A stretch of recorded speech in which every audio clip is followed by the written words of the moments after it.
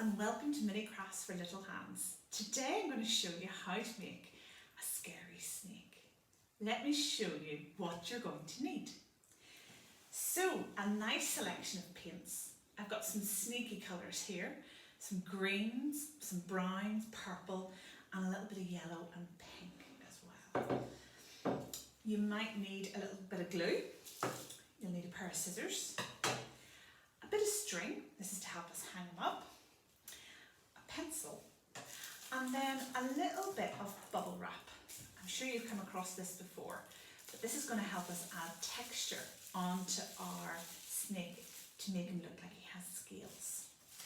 We're also going to need a little bit of tissue paper, doesn't matter what colour, because what we're going to do is we're going to scrumple this up and we're going to dip that into our paint and use it to print our snake pattern. Okay. Then our snake will need some googly eyes. And I've cut a little tongue out as well. The last thing you're going to need is your coloured paper to create your snake. And I've got a nice light green here. And I'm going to print all the colours in on top of it to make it a bit darker and to create nice texture and scales for my snake. So how I start is I use my little bit of crumpled up tissue paper. And I'm going to start off with my darkest colour. I'm going to use the dark green, and I've just dabbed a little bit of paint onto it, and I'm just going to dab it on my paper and start to mix that all in. You don't want any of your paint to be lying thick anywhere. So you can start to see I'm creating a nice little pattern there. And I'm going to cover this whole page with patterns of that dark green. Once I've got that completely covered, and then I'm going to use a different colour. I think I'll do another bit of green, but a lighter green, and maybe a little bit of yellow. And now to finish this off, I'm going to use my bubble wrap paper. I'm going to dip it into the pink, and that's how I'm going to create a nice little scaly look. So I've got my little sheet here. I'm going to put my fingers inside it. I'm just going to dip this into the paint. And I'm just going to dab it on. And nice and light, so I get a nice scaly pattern. And those little round bubbles from the bubble wrap as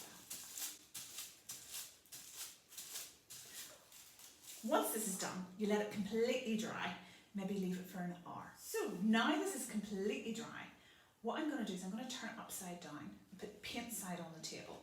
That's why it needs to be completely dry. And I'm going to use my pencil to draw a nice big spiral. So I start off at the side, and I go right up to the edge. Start off almost like I'm drawing a circle. Then I go inside. And I keep going. Like that there. Until I've created a nice little spiral shape.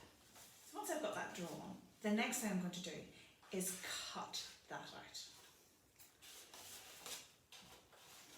There you go. I've cut out my snaky spiral shape.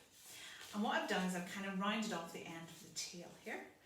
And what I'm going to do, so that it can spiral out, is I'm going to put a little bit of string on the very top so that we can hold it up. How I'm going to do that is I'm just going to cut around a little bit. And I'm going to get my little bit of wool here, cut out a little length of it.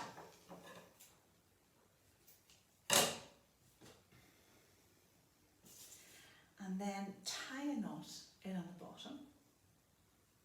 You might need an adult to help you with that. And then slide that in through there.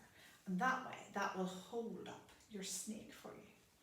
All that's left now is to stick on its little eyes and its tongue.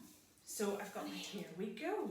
There's our crazy little snake that we can hold up like that. And it's our little tropical snake that we would find in a rainforest. Please do share your little snake designs with us. We'd love to see them. Use the hashtag FE and I look forward to seeing you next week. Bye!